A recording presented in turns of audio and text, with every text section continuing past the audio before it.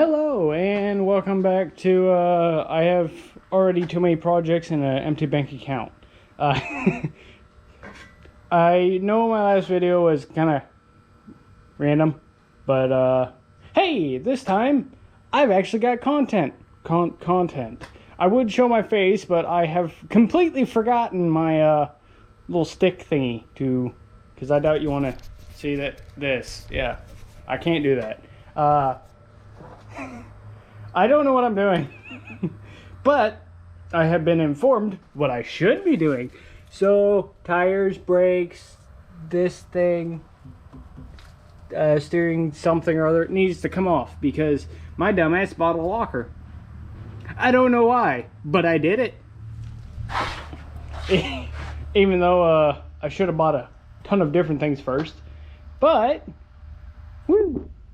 I don't know how to say this. I don't know what to do. So I'm going to try to adapt or adopt a different YouTuber's style that I watch. His name is Junkyard Diggs. He's a lot more of a stripped down highlights person who shows the main highlights of what he's doing, how he's doing it, and so on and so forth. Give him a check out because if you like old cars being worked on, there you go. But besides that, I'm going to get to it. My enthusiasm's going to die in like 2 minutes. So, small update. 2 things. 1, I'm halfway there. 2, I broke another ratchet. So, for anyone who doesn't know how to do lockers on your, or a kind of automatic, quote unquote, locker on your front, you have to take off tires, take off brakes, caliper, rotor, and I think that's called a steering pinion. I don't know. I just know you have to take it off. And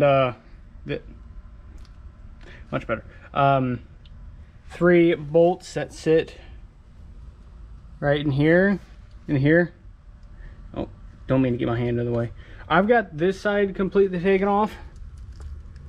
But I don't know if you can see that. I unscrewed the ratchet, so it's not good for yanking on shit. But here these are on this side. This one's broke loose. This one broke the ratchet and slammed my shoulder into this. And there's another one down here. And if I'm not mistaken, you have to take this off. I'm waiting for the professional mechanic to show up.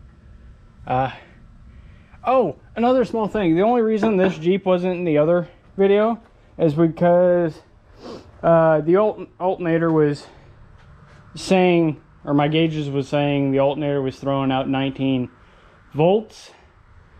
But it was actually the bad battery because the alternator was brand new. So, yeah. If your gauge says you're throwing 19 volts, check your battery, then your alternator. I mean, actually check your alternator, then your battery. That way you don't go out and buy a new battery, then realize, hey, it was your alternator. Now you got 2 good batteries, or 1 old battery and a good one. I don't want to know what I'm saying, but my arm fucking hurts. I'll get back to you on that one.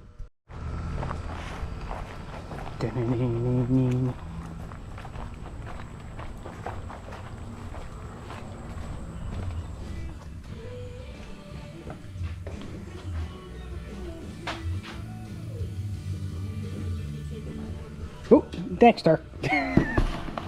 Well, okay. Has the other dog been outside all day? I've been out a few times. Like twice since you left. Or once since you left. Okay, so you did shut the gate and let him out? At one point. Then I had to open it again, so I stopped having to walk through the house. Besides that... Oh, where'd he go? Okay, never mind. I had a segue, but anyways.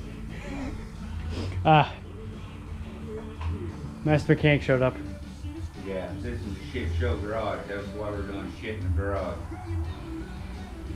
And it's one hell of a crappy show. But, so, I may or may not have forgotten to record shit, and last time I was recording my battery died. So, catch you all up to speed. First of all, if you have one person who doesn't know what he's doing, don't do it alone. So, that, I don't have a light, whatever. That's what we're at right now, and Master Mechanic showed me something rather smart to do, is to mark your rod cap. The bearing caps have to go back in the same position that they come off of. Yeah. If not, it'll put the bearing into a bind and it'll eat the... Yeah. So what he did is he took a drill bit. Let's see if I can pick this up and mark it. You can barely see the indent, but he marked that one, and I also laid them to stay on each side.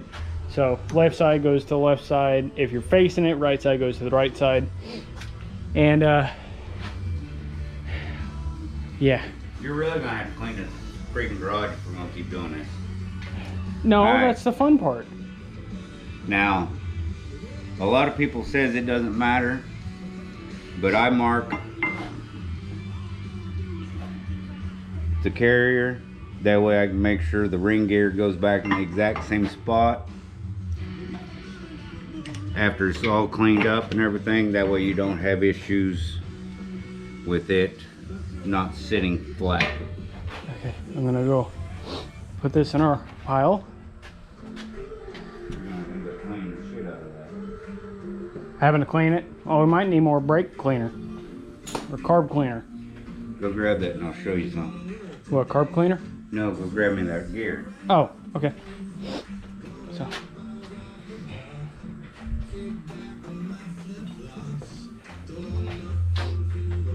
If you ever have to put something together that someone else has taken apart, anything that's been bolted together will have a witness mark. A witness mark? A witness mark. I have a feeling you're about to explain it, so I won't ask. When you wipe this off, you can see these little dimples. Well, if you look at here, here's the same little dimples. So those dimples will line right back up so this can go back into place. Anything that bolts together will leave a witness mark on the two surfaces so you can make sure they go in together. Even on the bearing caps, but it's just easier to mark it. But if someone brings you a piece of shit in a box and say, here, I need this put together, you can use witness marks to make sure it goes back together the same way it come apart.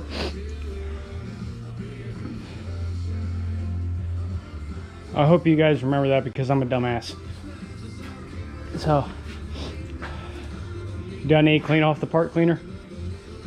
Yeah. Okay. Well, I'm going to do that, and we'll get back to it. Alright. Now, in no way, shape, or form am I trying to tell that train to fuck off and go away before I fucking shoot it, but it's annoying. That's illegal. Yeah, I know. That's why I said no way, shape, or form. Alright.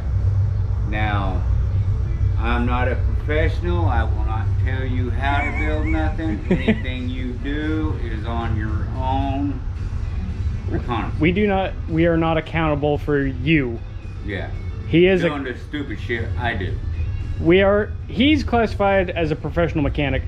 I'm a hobbyist, but we are not. Only thing that makes you a professional is you get paid. I've seen a lot of idiots out there that shouldn't be paid, but they do. Alright. Professional with 2 quotations. So, we've got the ring gear off. We already pushed out this pin,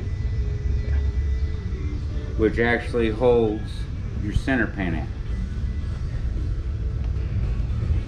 With it pushed out, it's gonna piss me off. It's gonna be one of them days.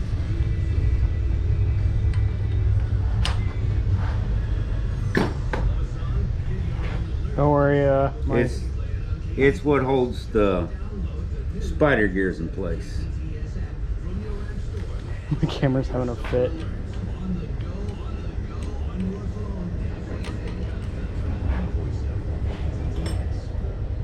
Alright, the way this works is your axle touches each one of these. Whenever this one is spinning and this one loses traction, it'll just sit here and spin internally and not send the power to the other axle that's actually on the ground. So to get rid of that, we're going to pull the spiders out and the washers.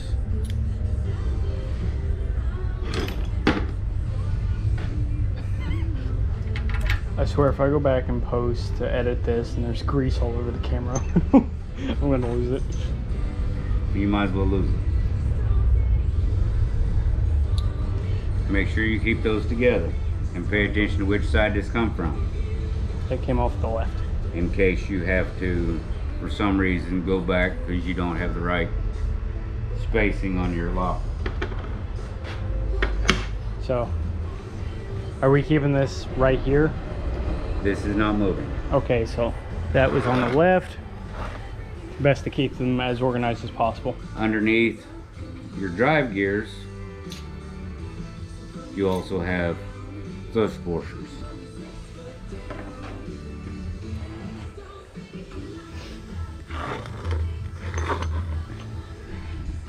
You have to make sure you pull these out. A lot of lockers will have you leave these in, but this one here calls for you to make sure that they are pulled out. Alright, now we're going to go throw this in the parts washer, clean it real quick, and come back. Alright, yeah.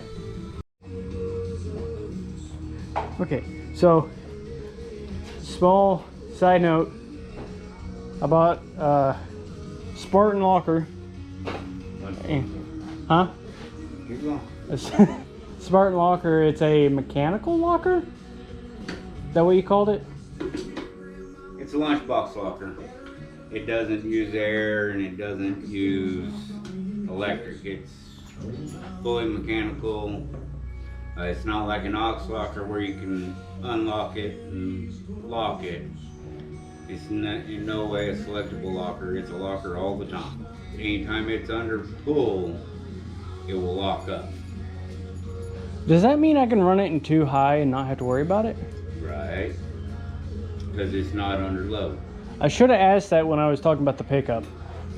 I'd got me a Spartan Locker. It's a 27 spline, which any standard Jeep Cherokee within this year. I wouldn't go that far. No? Oh. Well, No, my Cherokee is a 27 spline. Which some Cherokees come out with a, depending on the gearing and the engine and transmission, would come out with a Dana 44.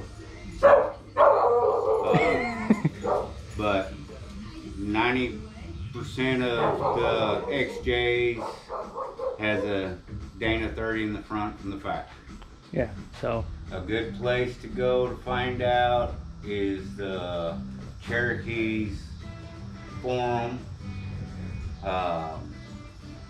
There's one guy on there that lists every combination and what models you'll find it in. This has got a 355 gear ratio in it. Some tow packages come out with a 410 gear ratio. But since we're not throwing big money at our crap and have 1 tons and Yet. I ain't paying. Hey, if I can find 1-ton axles for underneath $500, I might get them. As long as they come in pairs. $500 a pop. That's why I said if. But You have to buy a truck that was wrecked. smart thinking. As long as it comes with the title so I can sell it afterwards. But You won't get one with the title set. yeah, I figured. So I'm just reading through the book. It comes with this little installation manual, which is a lot more helpful than I thought it would be. I actually didn't know it came with in the book. But it comes with everything you need besides what is already in the... It doesn't. It comes with everything in this kit. It comes with everything except for the Loctite, silicone, and oil. which we have all that laying around. Yes. So, now you can go on to Amazon and buy a locker installation kit with your locker, and it comes with all the fluids, everything you need. yeah. I got lucky and got this one like 50% off. So. No prices. Huh? We don't mention prices. Now keep with the book. I do.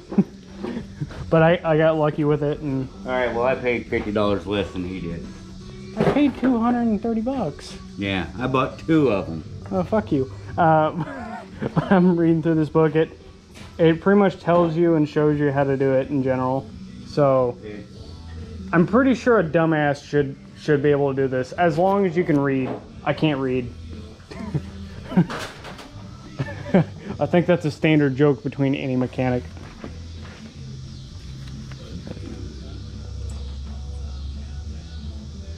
It's actually kind of... It even comes with pictures. Yes, it comes with pictures for you. Just for me? Yes. It comes with pictures. It cost me extra. I was the one who paid for it. But it shows you pretty much how to do all of it. All right. And tells you. One thing I really like about this kit is here's your locking pin.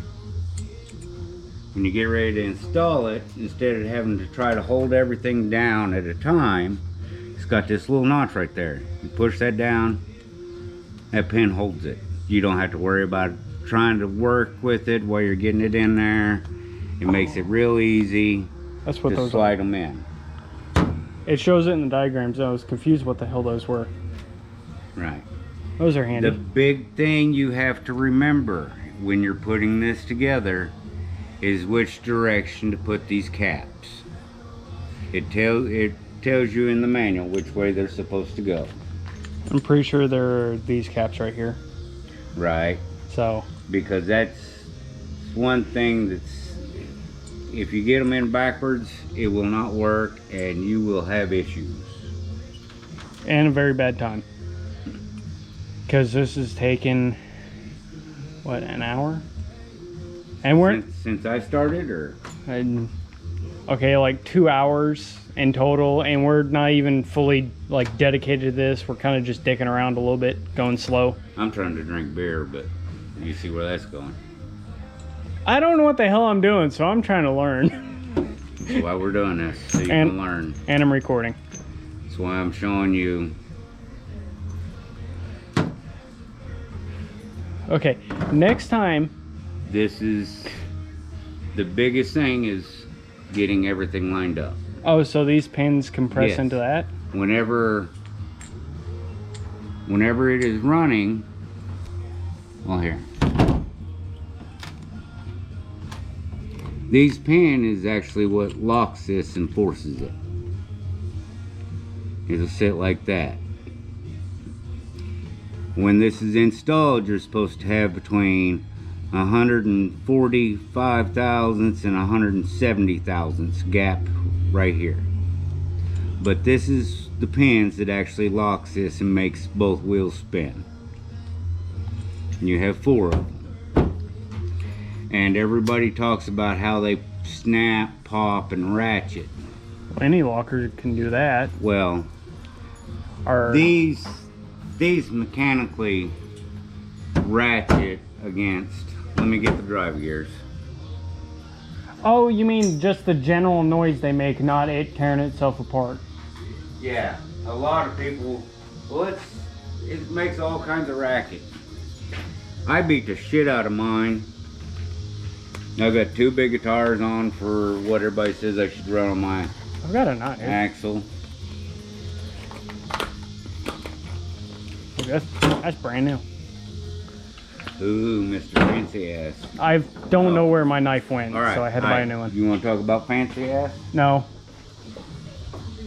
But as we were saying, All right, Fancy Ass. It's a jet knife. It's a jupe. It's a jupe. Mine's sitting at home on my desk. So our neighbor got these, and they're really fucking sharp and really nice. All right. Fun fact, I sliced open my finger, I don't know how deep, but it still never grew or healed correctly. Now when it's pushed in there and you're under a load, this is locked in tight because the springs are pushing these apart. And when you're in a load, it'll hold it tight. But when you're not loaded and one wheel needs to turn past the other one, the springs give, and they do this to let the wheels turn at different speeds. That's why I went on mine whenever I was cranking the wheel real hard when I was in 4-low. Yeah. And you was like, what's that popping? That don't sound good. No, that's just this coming up and going past and locking back in. Okay. And US standard gears has a good guarantee on these, and I know a guy that's been running them with 37s and he ain't tore them up. That's where our axle goes into, Yes, right? that's your 27 spline axle. Yeah. Okay. So that's what the 27's for. Well, yeah. Whenever you have bigger axles, you'll have different teeth numbers. Okay. Like 32 teeth is quite a bit bigger than this. But whenever you order it, you got to make sure you know how many teeth your axle has, because that determines your diameter. Yeah. So any particular way to find them out besides literally pulling out the axle? Or just research what it is? Tag? Oh, here we go. Oh, the 355? No. Or you can look at the numbers on your axle and it will tell you, you'll Google it and it'll tell you what axle you have in it. oh, Unless someone's gone in and changed it. But a factory axle is 27 spline. and this is on the pumpkin? Yeah. Okay, so I guess That's on the cover. that's that you a take off. that's a good way to figure that out. Right. Huh. Now, when I snap mine, I'm going to buy chrome mollies and I'm going to go with 32 tooth. Chrome mollies? It's a stronger axle. Okay. It's a different steel. I wouldn't mind like old 44s, maybe off of a Wagoneer, or are those 60s? No, Wagoneer, depending on what year, Old 70s? came out factory with 44s. I'd like an old Wagoneer. Just like Ford F-150s, half-ton pickups, were Dana 44s, and you get to a 3/4, it's a Dana 60. But I'm gonna beat the shit out of mine because I'm a cheap ass. I'm not gonna spend a bunch of cash on something I don't have to. Which, depending on how tomorrow goes, if we end up going, which I would really like to, my pristine, nice looking Jeep with a little bit of rust on the front, and damage, and missing fender flare, will either become a beater or stay as kind of the backup vehicle. Mine's a fucking beater because I don't care. I paid $100 for it. Yeah.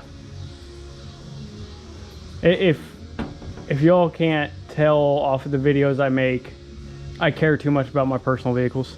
I don't. I do. I'm keeping that until I can, well, until I probably die or blow it up with a bigger engine. This is staying with me because no, it's not going anywhere. But the F-250 might end up going somewhere. I don't know yet.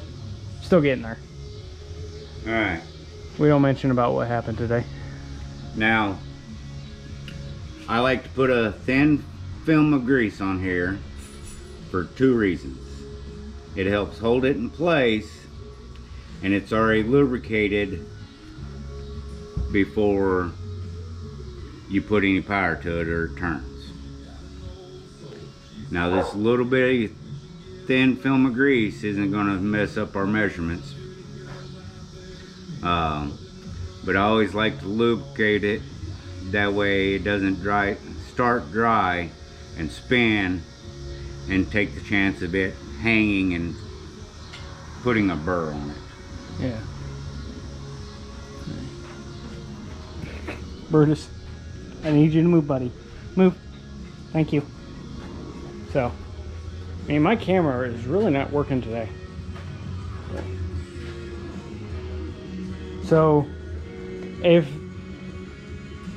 so we don't worry about those unless something happens with our locker, right? I'm not worried about those unless our measurements are off and something needs to be done. Okay. So, those probably need to be put somewhere and probably labeled. We'll know in 20 minutes. Oh, well, I'm saying afterwards just in case something happens to the locker. So, we're going to get this put together and we'll get back to you. Yeah? Yeah. Alright, back at it. Alright. What were you saying? Now I use red Loctite because I do not want this to vibrate loose at all. And we will torque it to spec after we get it flipped over and put back in the vise. But I went off my mark that I made earlier, Which we can actually see now. and I marked it right above the 8. That way everything lines up how it was when it came off. God forbid we have to take this apart because of misalignment. No, I just like to make sure it goes right back where it came from. Yeah. That eliminates the possibility of something being wrong with our gearing or how it's lined up, and it would just be the only... I just want to make sure the shit sits flat.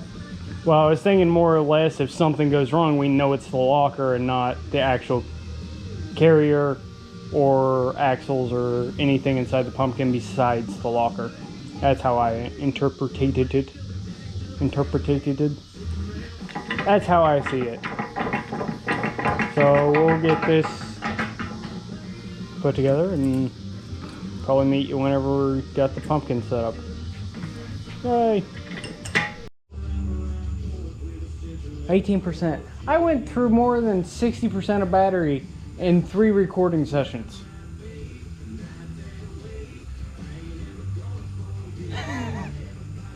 Okay, besides that, we got working. We had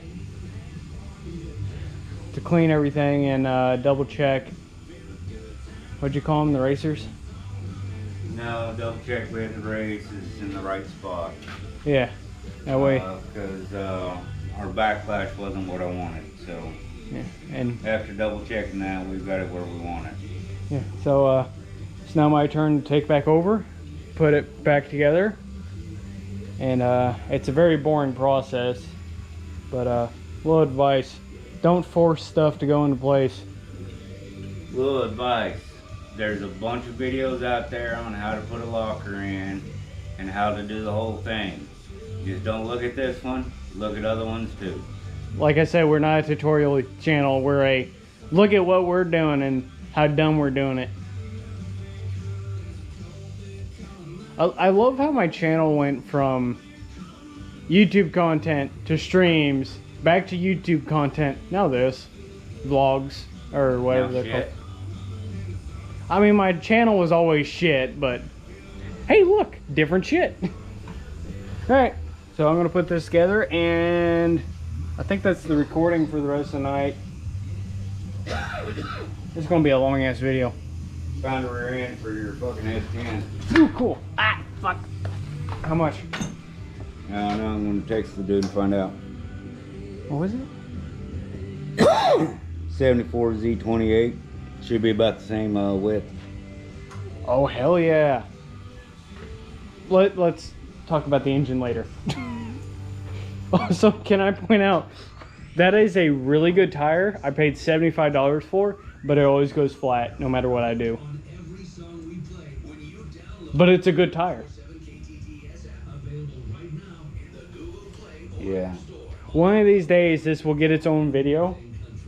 But it's not going to be, oh, hey, watch us build it. It's going to be, oh, hey, it's done. Oh, hey, the fucking thing moves. Under its own power. Hopefully. I don't know, I've got a chain. So do I. Or we could just push it because the transmission isn't hooked up.